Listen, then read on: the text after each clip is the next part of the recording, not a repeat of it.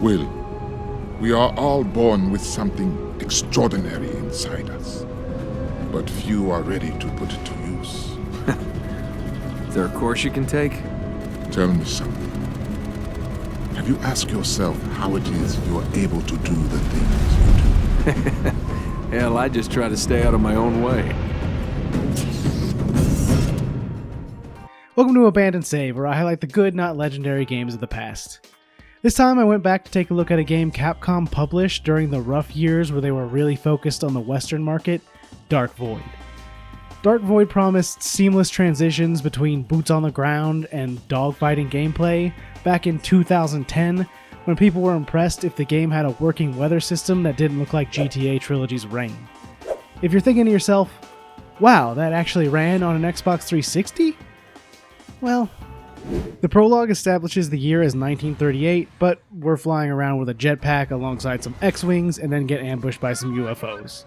The jetpack is equipped with some guns that are apparently strong enough to take out alien ships, and after a little bit of shooting down some alien scum, our nameless hero gets absolutely destroyed, and we cut to a week later at Nassau Airport. May not look like much, but this baby keeps us in business for another month or two. It's 2010 at probably the height of Nolan North's career, and he'll be playing our main character Will with the same Nathan Drake voice that voice directors always ask him to use, and an equally similar personality, but the dialogue is nowhere near as well written. He's a private pilot for hire and is unintentionally reuniting with this woman Ava to do a job for her, and right when we get into the Bermuda Triangle, bam! UFO and a crash. And some monsters? No wonder no one makes it through the Bermuda Triangle. It only takes 10 seconds for the aliens to send the welcome party. Also, RIP co-pilot. Will and Ava head towards a village she somehow saw on the way down, and meet a soldier who gets his neck snapped right away, but thankfully he was carrying two guns, cause one just isn't enough, so we're both armed now. The aliens in this game are robots of some kind that are of course no match for some hot lead, and Will thinks they may even be some fascist tech. I picked up the robot's gun, and unsurprisingly, it's way better than the regular gun, and Will knows exactly how to use it immediately. Guns are just universal to us Americans. The game is a cover-based third-person shooter that got a lot of comparisons to Gears of War when it came out, but I don't really think that's at all accurate other than being cover-based. Gears was just relatively new at the time. This is where the game starts to get truly unique though too. Because it's all about having a jetpack that we don't have yet, the game is super vertical, so what better way to incorporate that than vertical cover? This concept is really interesting. I've never seen it in any other game, and whether you have a jetpack or not, I think any third-person shooter could reasonably use it. As long as your main character is enough of an acrobat at least to jump around like this. Enemies drop tech points, and you can also find them on the ground, and you use those to upgrade your weapons at weapon boxes. Strangely, it saves the upgrades and collectibles to your profile somehow so that they can carry over to New Game Plus, but even after going in and deleting my save file from 10 plus years ago, I couldn't get rid of my upgrades because of that, so I had to start the game on a new Xbox profile just to have a fresh playthrough, which is really weird. Oh shit, new enemies, wonder what these guys do. Eye lasers, of course, the pinnacle of alien technology. These guys are much tankier than the normal enemies, though. Wait a minute, hit them back? He may have killed me, but the sheer audacity to punch a robot in the face had to have given him a shock. We've now made it to the village where there are natives who all speak perfect English. How convenient. Tavi here says that Nicola can help us, though. That seems like a strange name for a native dressed in traditional clothing. Oh, that's because it's Nikola Tesla. Yeah, I mean, who else would you expect to find somewhere lost in the Bermuda Triangle shortly before the start of the war? He's got a plane that we can repair to try and escape, but we're going to need some more parts to fix it, and he gives Ava and Will hover packs to go look for them.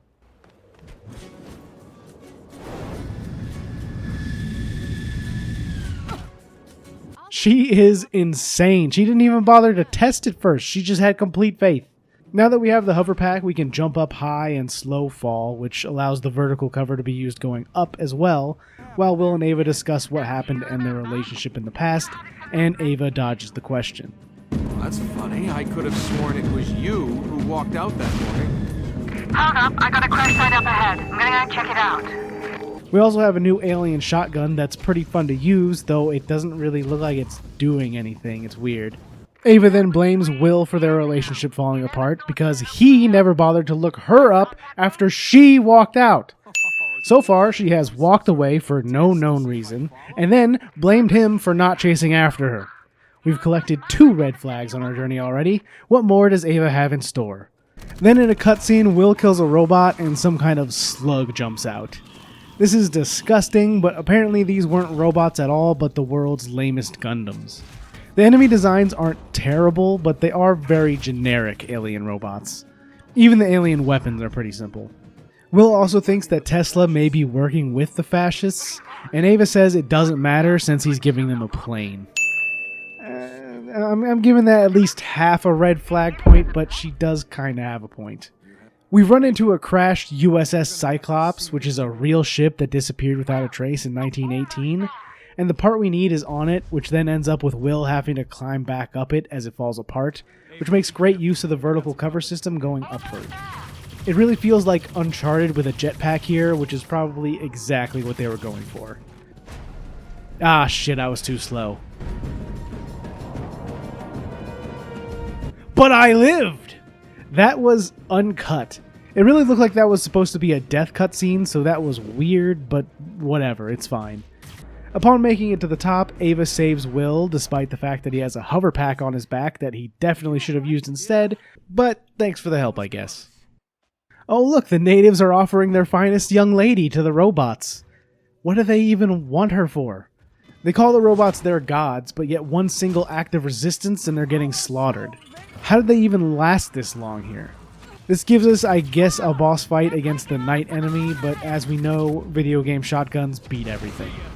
As I was jumping around on this cliff, one of the robots I killed fell into me, and that caused Will to lose his grip, and I had to mash to make sure I didn't fall. That seems like some surprising attention to detail for a game like this, so I almost fell because I wasn't ready for it, but it's actually scripted. They did a pretty good job of hiding that, though. Until I checked another video, I totally thought it was natural. I have to ask, though, why is this whole civilization in ruins? They clearly had some kind of agreement with the aliens, and by agreement I mean the same kind of agreement that everyone in the Russian government has with Putin, but that should mean they wouldn't be living in ruins. Who even built this stuff anyway? Intruder, you should not have seen this. Oh my god, they're a race of Mark Zuckerberg. I honestly did not have reptilians on my bingo card. Oh, wait a minute. Yeah, I did actually. Huh. Judging by the empty night robots, it appears this is what the aliens actually are, and the slug thing from earlier was just a smaller one. The aliens have captured some of the villagers, but not Tavi, because he's a badass, and we fight off the rest with him. When we're done, apparently Ava was just sitting there, and we go and pick her up. I know it doesn't make any sense, but we have to Forget about Nicola. We're patching up a plane and getting the hell out of here. do what you have to, Will. Oh my god, she is actually the worst. We have no reason to care about these people. That did not help us at all besides Tavi. But that gave us a reason to go back to the lab, and we've now officially been upgraded to the full-on jetpack. You can totally shift into jetpack mode and fly around wherever and whenever you want, though it's probably not the best idea in tight spaces. You can even seamlessly shift into hover mode. It's pretty incredible that they actually got all of this to run on these old consoles, but they achieved it by having the game run at a not at all solid 30 FPS.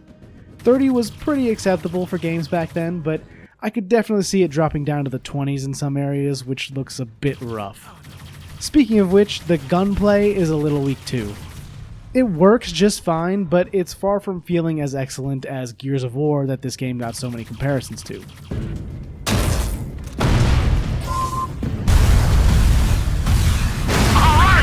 Yeah, I guess that was a load-bearing computer. Jumping out of there and shifting right into a dogfight is really cool though. That's something that you rarely see happen so smoothly. Wait, was that a button prompt? Holy shit, it was! You can actually destroy the UFOs by hand? That's pretty sick, actually. No, it's even better than that. You can hijack them and fly them around yourself. How Will knows how to do that aside, they do seem somewhat worse than the jetpack, though you are safe from harm inside it. I can't believe you can not only do that in this game, but that it never bothered to tell me or have any kind of tutorial for it. You just go up to one, and if you notice the prompt, you can do it. That kind of discovery is really fun and is lost when you fill the game with a million tutorials. Another point for Dark Void. As I go around disabling the shields, let's talk about the developers of this game, Airtight Games. They first approached Capcom about another game idea, but they ultimately ended up working together on Dark Void, which would become Airtight Games' debut title. You can already tell it has some issues, and we'll continue to go through it, but I think it is a pretty solid game for what it is.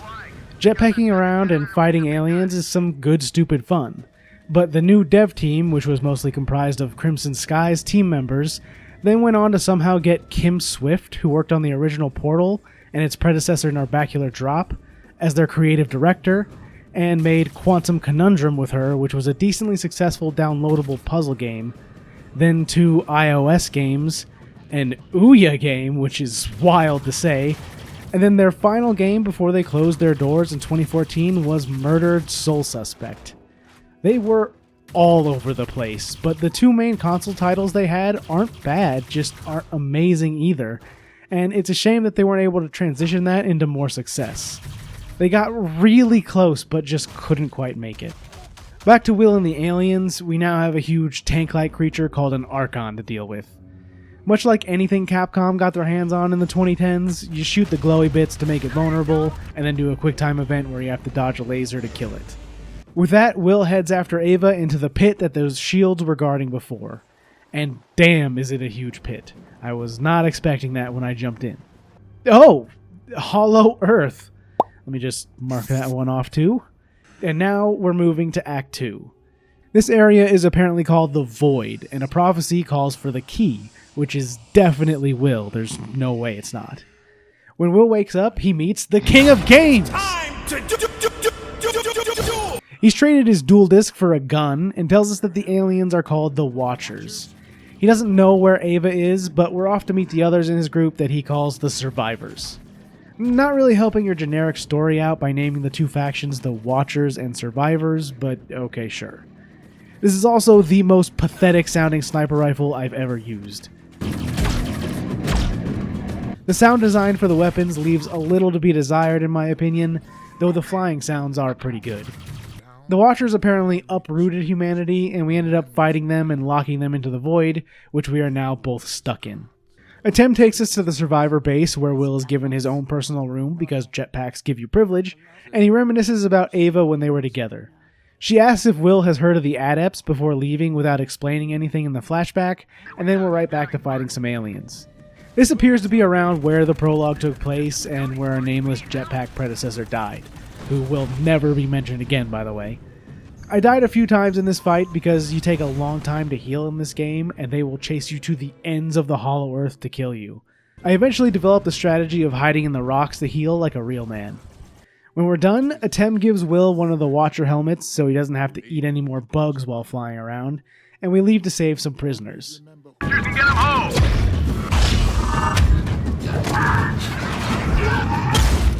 Hey, when do I get a 6 shield like that? It seems Atem is an adept, which Ava had mentioned earlier, and he implies that Will has some kind of powers or something. He's really nothing special, a good soldier maybe, but what has Will done that's so impressive? This feels like stolen valor.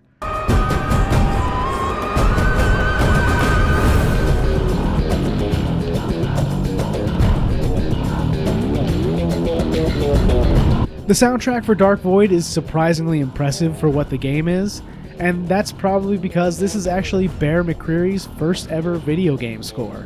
The guy behind the music of The Walking Dead and Battlestar Galactica TV shows, and the newer God of War games. He already had a great career, so it's really interesting that Dark Void of all things was the first game he worked on, but somehow that's the case. We're now attacking a Watcher prison to rescue some people, and I've learned that this counts as rewiring. Maybe electrical work is easier than I thought. Just jam your fist in there and it's done. Oh, look at that, it's our friend Tavi. I thought he said they'd never capture him. Guess he was wrong. A lot of the fighting indoors is in big enough areas like this that you reasonably could use jetpack mode to fight, but I feel like that would be making it needlessly difficult. You're better off only trying that if you really want to challenge yourself. Now it looks like we finally found Ava. Oh, and Tesla is here too. And we have the Ark. What are they even talking about? Wait, you're just gonna smile? Say hello like nothing happened? Ava, where the hell were you? You're never gonna believe. Eva, it's Nicola. I need your assistance on the bridge. Copy that. I'm on my way. This is some masterful manipulation by her. She clearly seems to know what's going on, but she's just going to give Will a peck on the cheeks and not bother to tell him anything. Lucky for her, the Watchers attacked right after that too, so Will doesn't have a chance to use his tiny brain to think about what just happened for a minute. I was dying again in this defense until I discovered that the Ark has AA guns that you can just hop in, and wow, do they make this way easier than the Jetpack.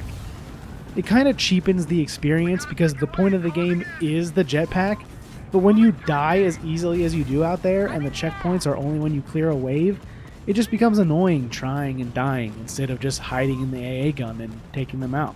The Watchers are attacking the Ark now, which we have to defend.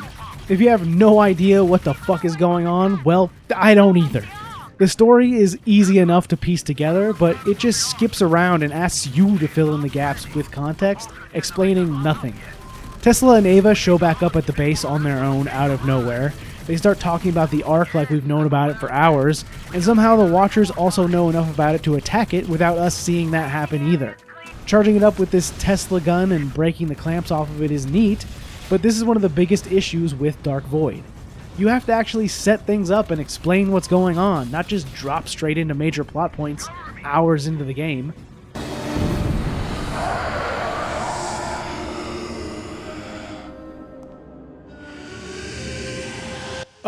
That's New World Order and clone replacements. That's conspiracy bingo.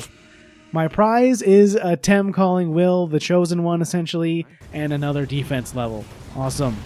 At least they get to drive an X-Wing. That's kind of cool.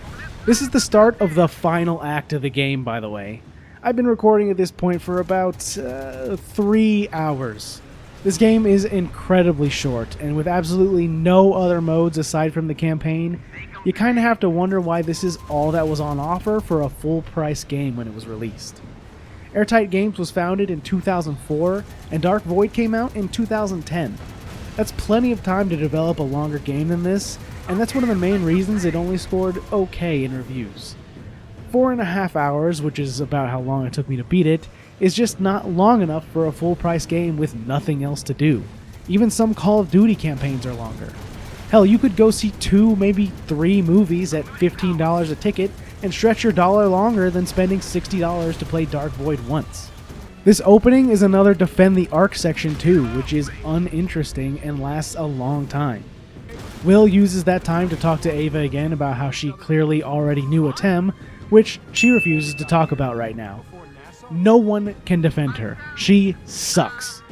Back to the fighting, I tried to do it with the ships and Jetpack again, but I died once and lost enough progress that I just decided, fuck it, I'm hopping my ass right back into the AA guns. You can even hit a button to warp between the 4 different guns on the Ark, so the only reason not to do it this way is because it's the least interesting way to do it, but it's also the path of least resistance.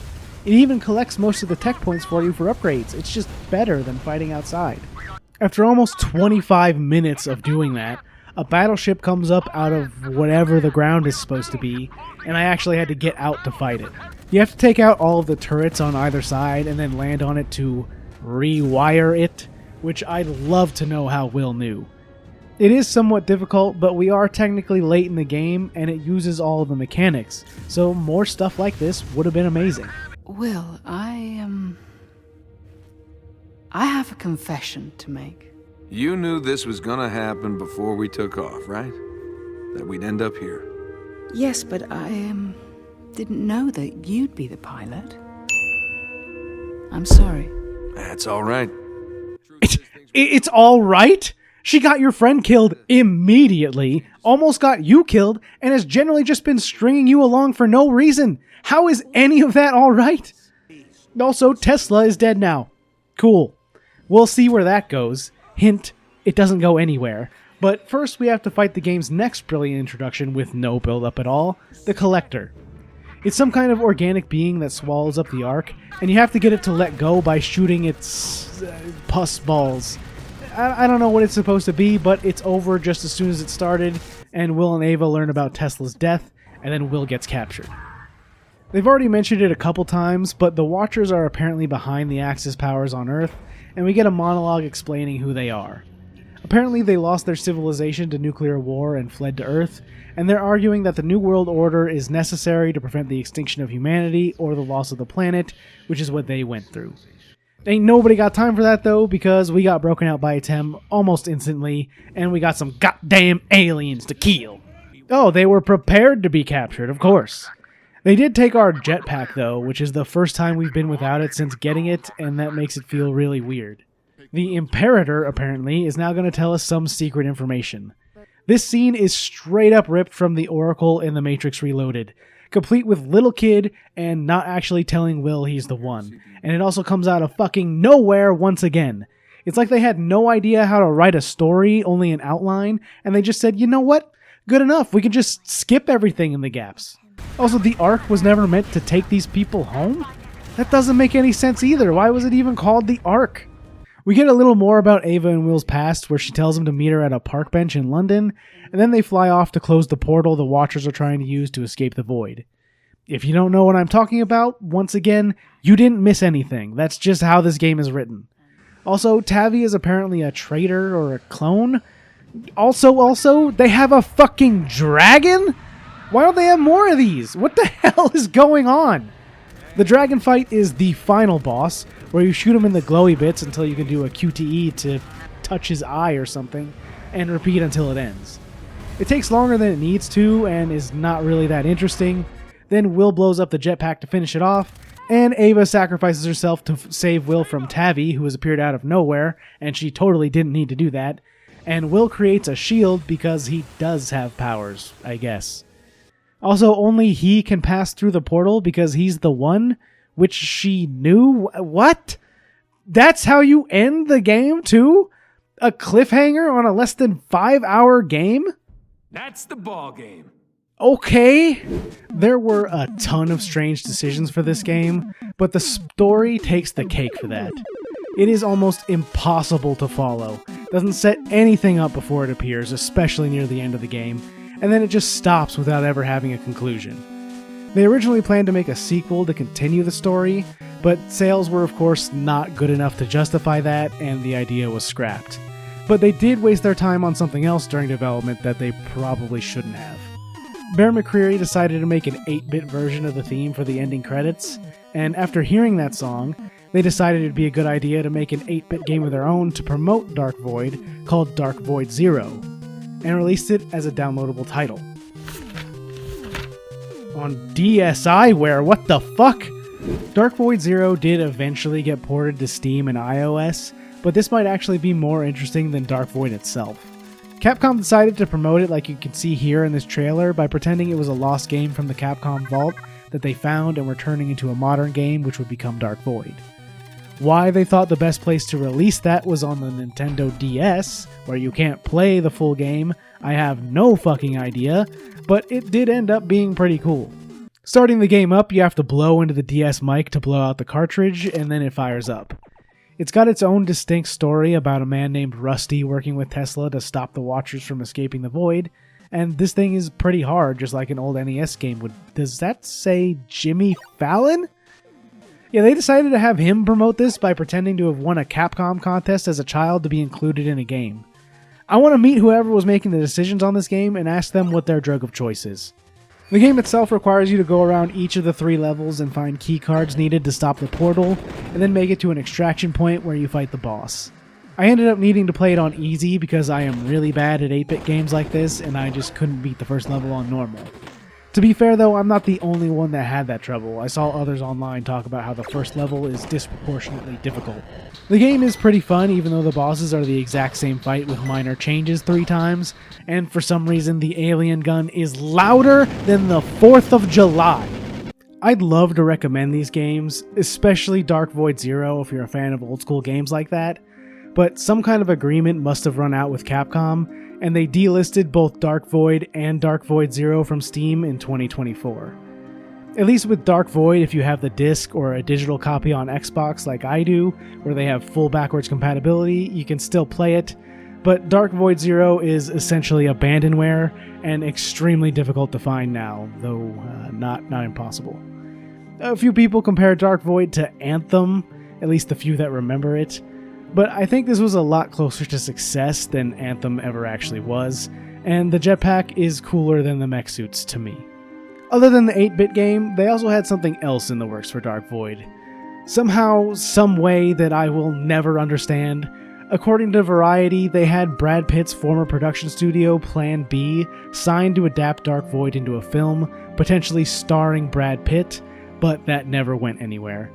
I can only imagine they got talked into it from the concept, and after reading the game's actual script, they noped the fuck out of that deal before it was too late.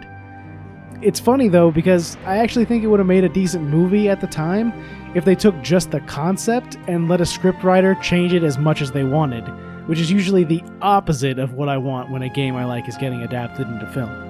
Regardless, Dark Void was reviewed as a game you'd never think about again after beating it once, but I disagree.